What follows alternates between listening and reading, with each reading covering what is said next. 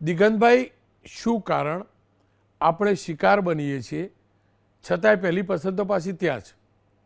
જીવના જોખમે જવાનું પણ ખરું, જીવના જોખમે રહેવાનું પણ ખરું. આ નોર્મલ છે કે એબ નોર્મલ છે? મને એબ નોર્મલ લાગે છે, પ્રમાણિકતાથી કહું તો. રોનકભાઈ, ગુજરાતીઓની એક તાસીર રહી છે, એ સાગર ખેડૂ રહ્યા છે, ઉદ્યોગ સાહસિક રહ્યા છે, દુનિયાના અનેક દેશોમાં એમણે વસવાટ કર્યો છે. વસવાટની સાથે સાથે તેઓ નામ પણ કમાયા છે, દામ પણ કમાયા છે, પ્રતિષ્ઠા પણ મેળવી છે. અમેરિકાની જ્યારે વાત કરીએ ત્યારે અમેરિકામાં વર્ષોથી સ્થાયી થયેલા અથવા તો તાજેતરમાં ગયેલા લોકો બહુ ઝડપથી ત્યાં પૈસા કમાવીને બચાવી શકે છે અને એક મોભાદાર પૈસાદાર તરીકેની એમની એક છાપ ગુજરાતીઓની અમેરિકામાં ઊભી થઈ છે. ગુજરાતીઓ પાસે પૈસા બહુ છે, ઇન્ડિયનો પાસે પૈસા બહુ છે. ઇન્ડિયનો પાસે પૈસા બહુ છે, એમાં પણ સૌથી વધારે સારી છાપ હોય તો ગુજરાતીઓને કે ગુજરાતીઓ પાસે પૈસા વધુ છે. એ લોકો કેશ બિઝનેસવાળા કાઉન્ટર વધારે ચલાવતા હોય, જેમાં સ્ટોરની વાત કરી, મોટલ હોય, ત્યાં મોટે ભાગે કેશનું ટ્રાન્ઝેક્શન થતા હોય.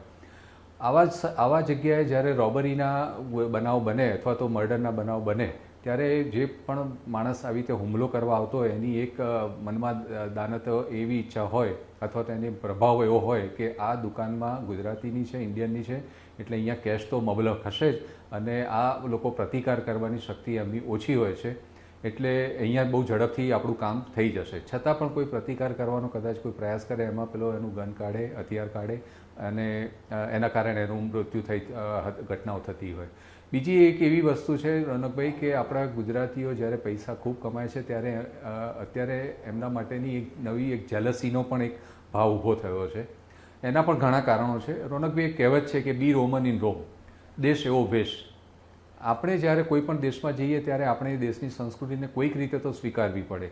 આપણે ઘણા બધા ગુજરાતીઓ, હું બધાની વાત નથી કરતો, પણ ઘણા બધા ગુજરાતીઓ એવા છે કે ત્યાં ગયા પછી પોતાના વાતાવરણમાં, પોતાના કલ્ચરમાંથી બહાર નથી આવતા, જેથી કરીને ત્યાં મર્જ નથી થતા અને એને કારણે એમને કોઈક કારણથી અમેરિકન પ્રજાથી દૂર પણ થતા હોય છે. એટલે પણ એમનામાં પણ એમના માટેની એક ધૃણા ત્યાં ઊભી થઈ એવું બને.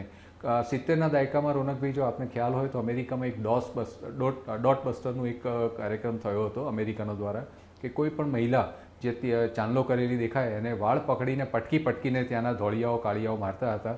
એ વખતે બહુ જ મોટો વિરોધ થયો. આપણે ઇન્ડિયન સંગઠન હોય જ્યાં તે એક રમેશભાઈ પટેલ જે હતા, ગામડીવાળા તરીકે ઓળખાય છે, એમણે આના માટેનો બહુ જ એમણે વિરોધ કર્યો હતો અને ડોટ બસ્ટરને એમણે શમાવી દીધું હતું. ઘણો વખત એ શાંત રહ્યા પછી હવે અત્યારની જે આ પરિસ્થિતિ ઊભી થઈ છે એમાં સૌથી પહેલું કારણ એ છે રોનકભાઈ કે આપણે પૈસાદાર થયા છીએ, એવી ત્યાં પૈસા આપણી પાસે બહુ છે એવી એક છાપ ઊભી થઈ છે, આપણા માટેની એક જેલસી ઊભી થઈ છે. અને હું ત્રીજું વ્યક્તિગત એવું માનું છું કે આપણા ગુજરાતીઓ, ખાસ કરીને ગુજરાતીઓ, ત્યાંની અમેરિકન કોમ્યુનિટી સાથે બહુ ઝડપથી મર્જ થતા નથી, કામ પૂરતી સિવાય વાત નથી કરતા. એના કારણે પણ એ અળગા રહેતા હોય અને એ ધૃણાની ભાવનાથી પણ ક્યારેક આવા બનાવ બનતા હોય જે અત્યારે આપણે જોઈ રહ્યા છીએ. રોનકભાઈ, ખેર દિગંતભાઈ, આપની પાસેથી જાણી લઉં. જો આ બે વસ્તુ છે, એક તો જે લીગલી ગયા એ, જે ઇલીગલી ગયા એ.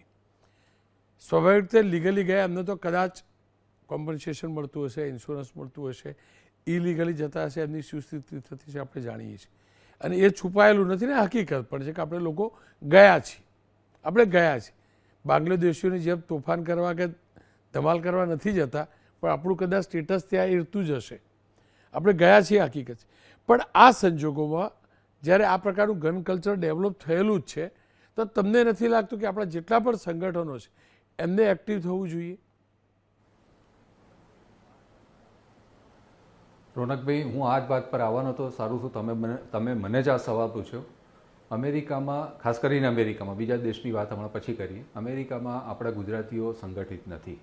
બહુ સાદી ભાષામાં કહું, બહુ ઓછા લોકો એક્ટિવ છે જે કોમ્યુનિટી માટે કામ કરતા હોય. બાકી મોટાભાગના ગુજરાતીઓ એકબીજાના ટાંટિયા ખેંચવાની વાત કરતા હોય છે. બીજું કે ઘણા ત્યાં પોતે નેતા થઈને ફરતા હોય છે, અહીંયા આવે છે ત્યારે અહીંના નેતાઓ સાથે ફોટા પડાવવાની હોડમાં, ત્યાં જઈને મોટા ફંક્શનો કરવાની, વાતો કરવાની, કોમ્યુનિટીના મેળાવડાઓ કરવાના, પણ જ્યારે કોમ્યુનિટીના હિતની વાત આવે ત્યારે ત્યાં ચોક્કસ જગ્યાએ એમની રજૂઆત થવી જોઈએ, કરતા નથી. મેં ત્યાં રહ્યો છું ત્યારે મેં ત્યાં જોયું છે પંજાબી લોકોને, ત્યાં સમુદાયને જ્યારે આવી ઘટના બને ત્યારે પંજાબી સમુદાય એકઠા થઈને પોતાના કોઈ પણ આવા વિક્ટીમ થયેલા એના માટેના એ કામ કરતા હોય છે.